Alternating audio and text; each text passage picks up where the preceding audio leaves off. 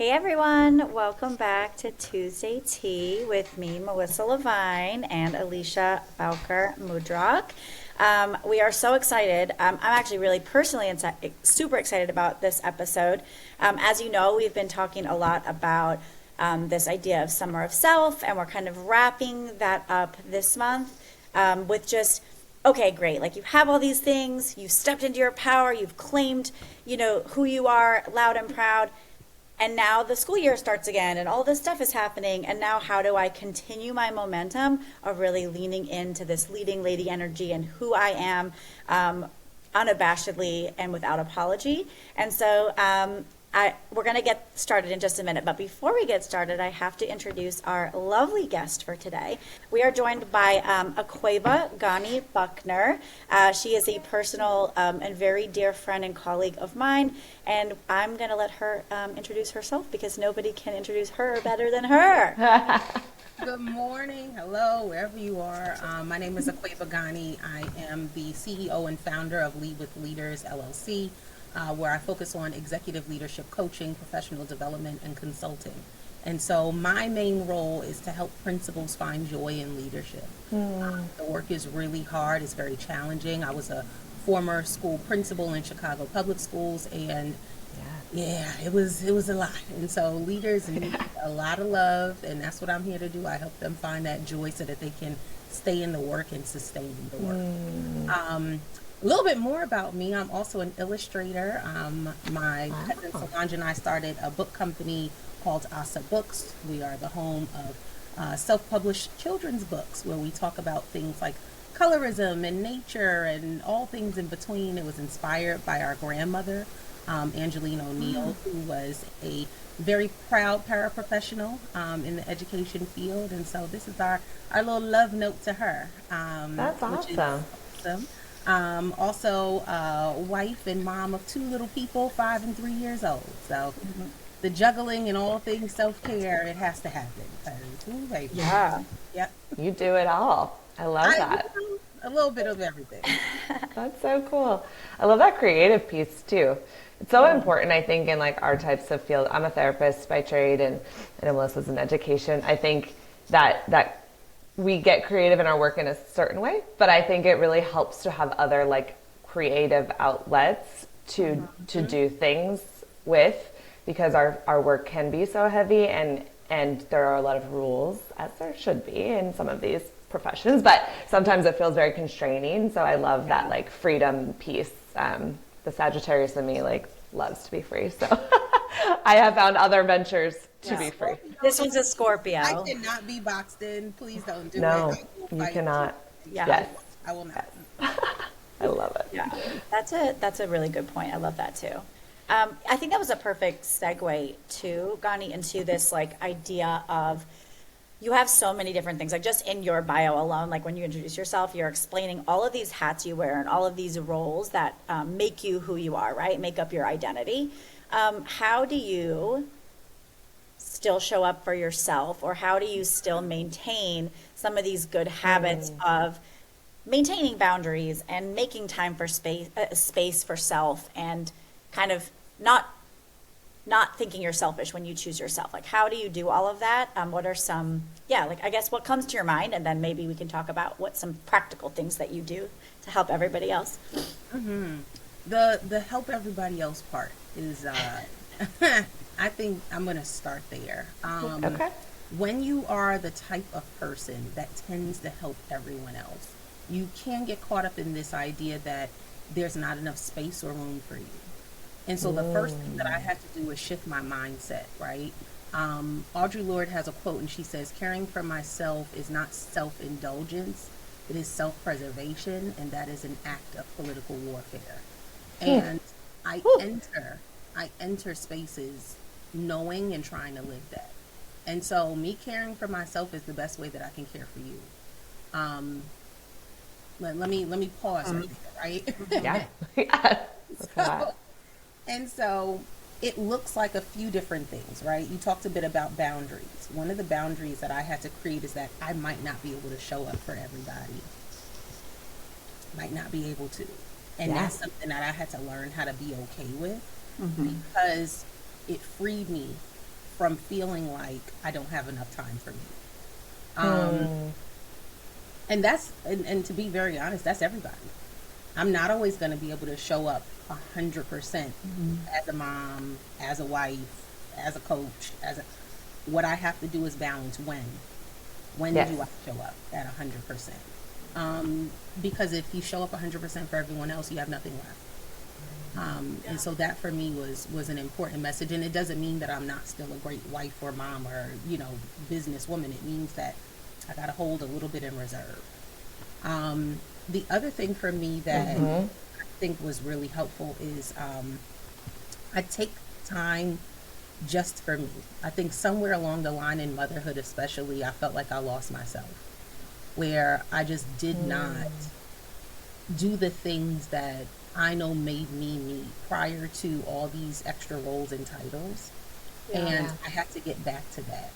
And so exercise became one of those things for me where, like, listen, what you're not going to do is mess with my exercise time. We're going to go to this gym and do these classes. And so I've been with a personal trainer now for the last 2 years. Love him to death. Ed, he looks like the guy on Rocky that killed Apollo Creed. Beautiful. Beautiful. I love it. You're like, that helps me get there. I was like, yeah, now, right? Like, yep. Whatever gets you into the gym, I think that's wise. And he kicks my butt every time. And then I also do boxing on a regular basis. Yes, which I have loved. It's hard. I've also been doing that for the last 2 years. It's hard. And it's like a cardio kickboxing, jiu-jitsu kind of thing. It's a lot happening. But I'm strong as hell. And it is my release now. And so it's become a part of just my own personal self-care. The last thing, and you all are doing it right now, is finding those outlets.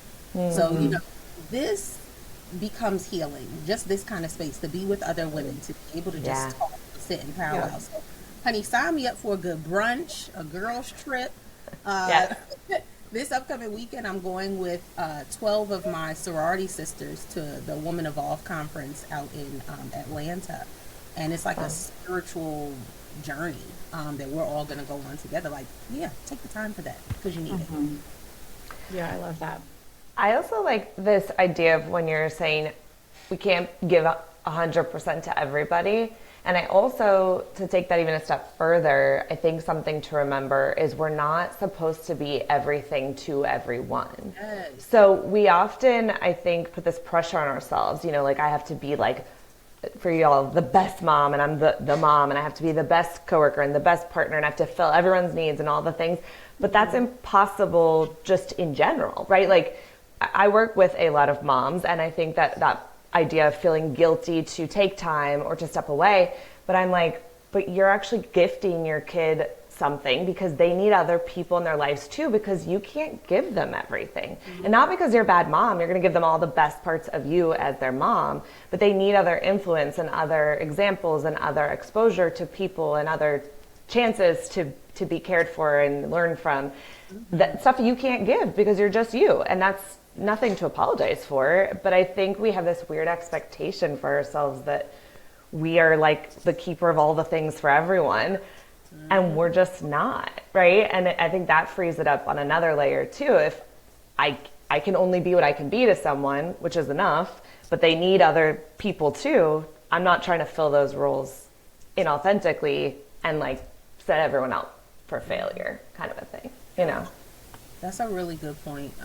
Melissa and I have talked about this in the past as well, where like part of it is this societal pressure I think that we as women often face, where you are coming from generations of women that did do that.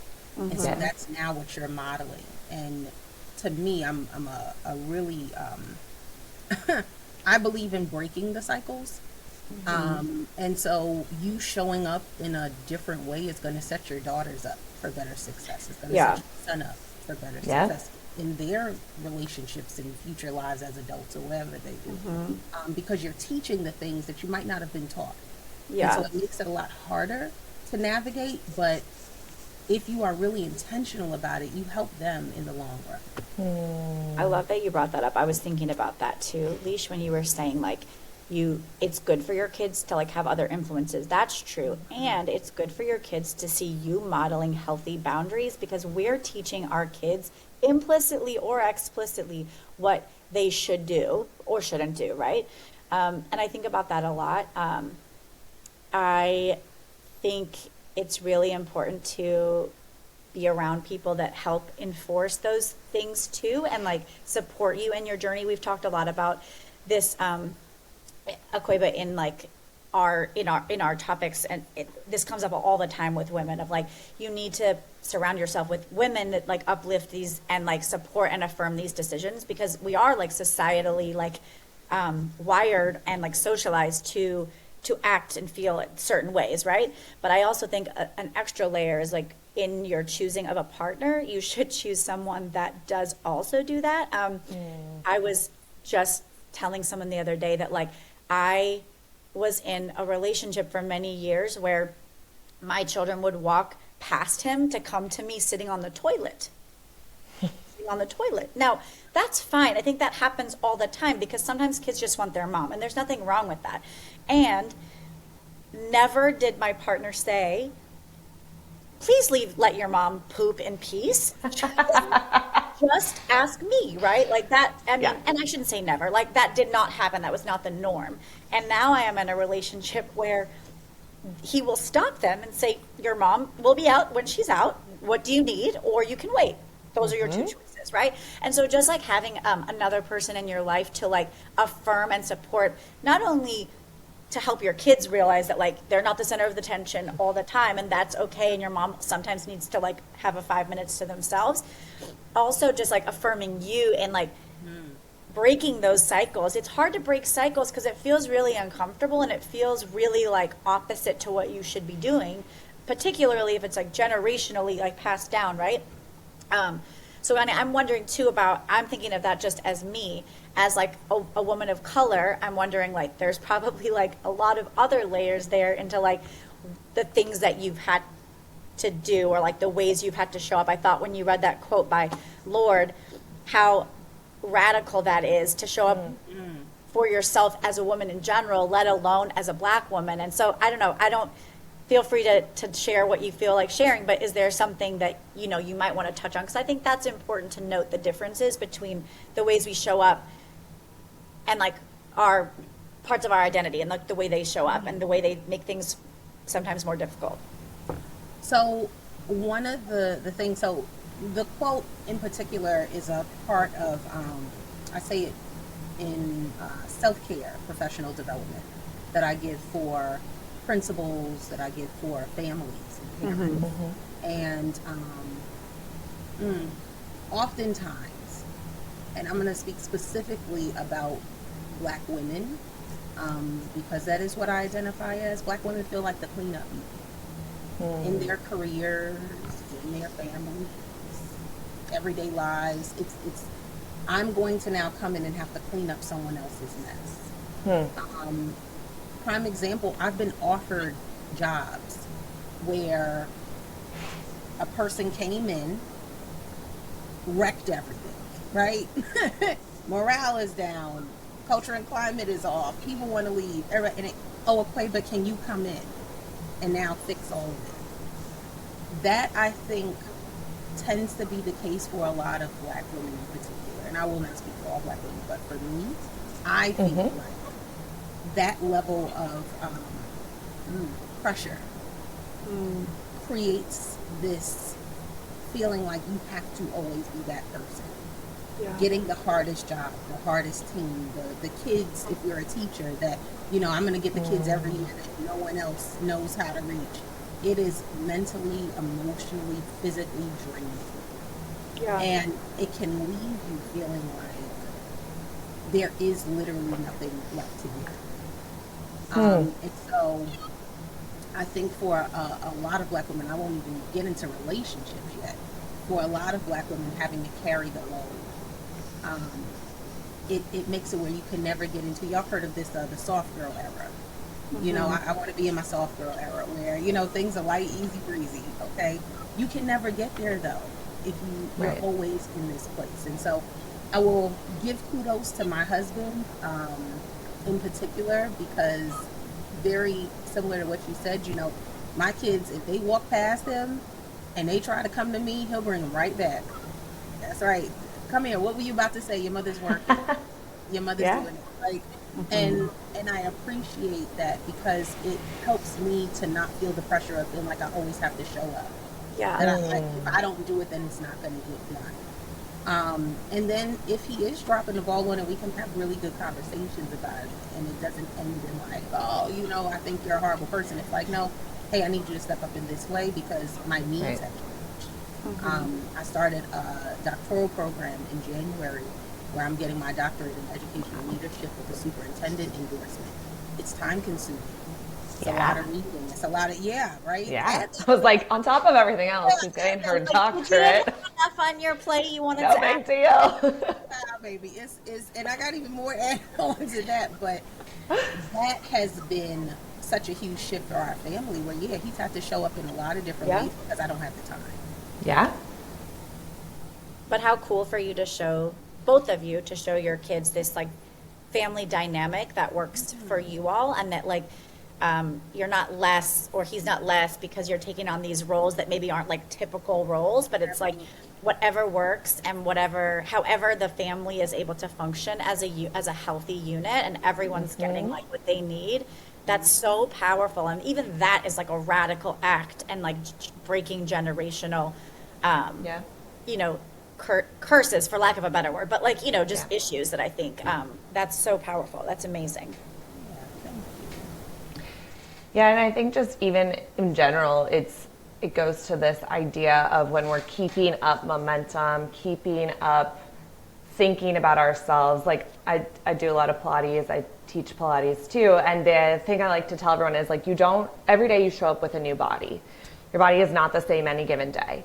We're always having to have this sort of conversation with it. Like, where are we at today? Like, I'm being curious, not judgmental. I'm going to meet you where you're at. I'm going to work on this, notice that. And I think just in these larger conversations of households and relationships, it needs to be this ongoing sort of conversation and negotiation where we all have our own things and ways we need to take care of ourselves and new things on the plate. Like recently, my husband just retired from 21 years in the military service, and now he's retired at 39, and I still work because I didn't choose the right career where I get a pension and stuff.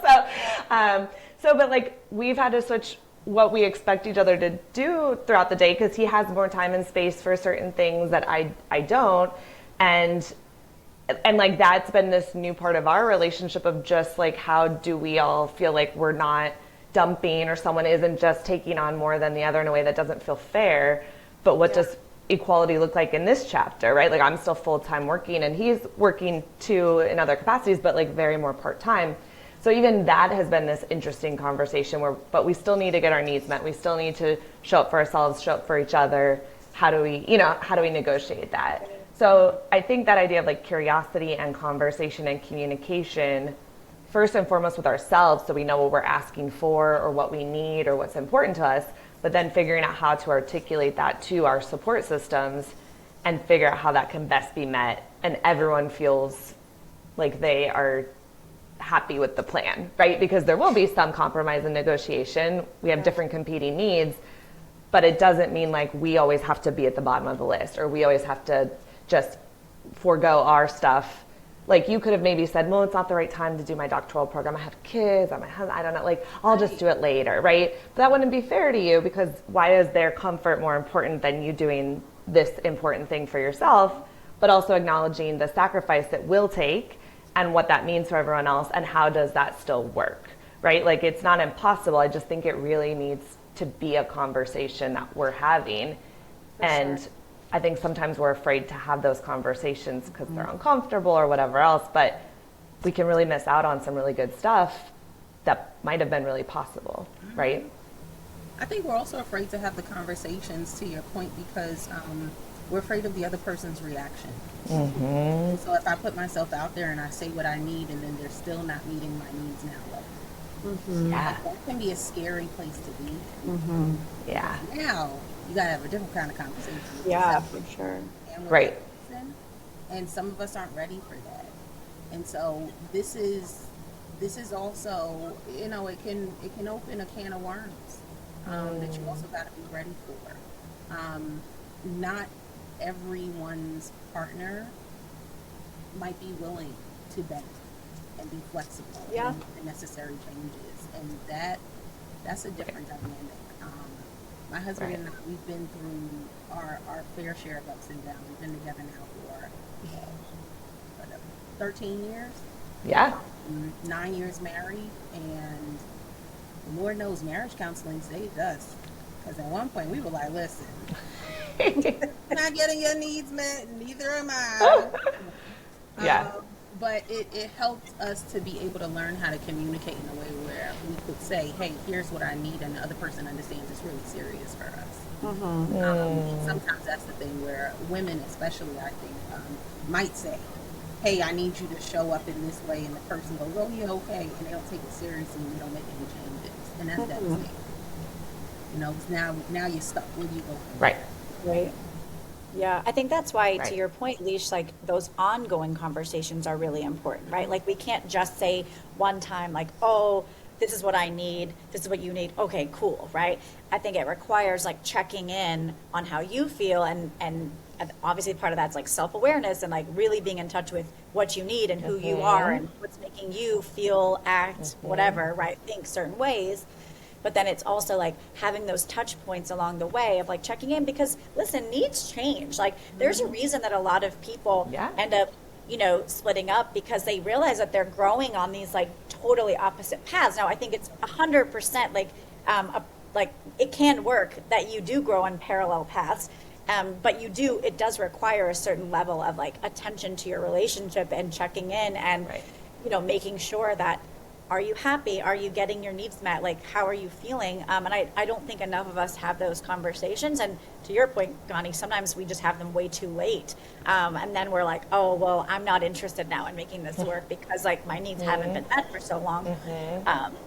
So that, I think that's hard. And like, I think our last week's episode, Alicia, we talked about like, a couple weeks ago, it was like, you can't also like hold people accountable to things you're not saying. So like, if you're not saying things, then, Right. so it's like that balance, right? Of like, I Right. do need to be able to say it, because I can't assume that just because this person loves me, that they know what I need or that they know how I want it done, because those are very different things, right? Right. Yeah, so I think being clear about what you need internally has to come, and then these like conversations have to like be ongoing, because we do experience different things, and things are fluid a lot of times, and they do require like touch points frequently, I think, or consistently, I think. Maybe not frequently, maybe consistently is a better word. We actually started doing a gut check in our marriage, and that helped. That's cool. Where, you know, like every couple of months, you good? Is this working out for you? What's working? What's not? Yeah. I love Because that. life can get busy, and Yeah. those touch points might not happen, and so being really intentional. When's the last time we checked in? Okay, what parts of this are we working on, or are we not? One of the things for me, kids, we stopped dating, and it was like, man, we gotta go back on some dates. And so, you know, that's just one of the things. But Yeah. I love that.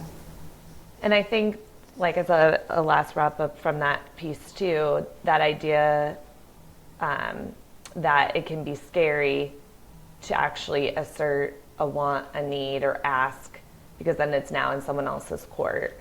And I think we often, at our own expense, are okay being uncomfortable or just living with the unmet needs that are never asked, because we have more like control somehow over that versus actually being vulnerable or letting people in or being open.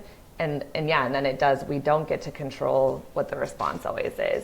And so I think part of this too is continuing that theme of stepping out in boldness and stepping out in power, and practicing maybe on some relationships that feel, I'll use the word safe for lack of a good, better word, but you know, people that might actually hear you or show up more or might be received better, so that then we can practice doing that in more difficult arenas or with difficult audiences. But it is actually not benefiting us to just swallow it or to live with the discomfort, versus actually stepping out and taking the risk to ask and communicate what we want or need from people. So, Yeah, so true. well, any last thoughts, comments, takeaways? You've given us so much, but anything that you want to leave folks with today?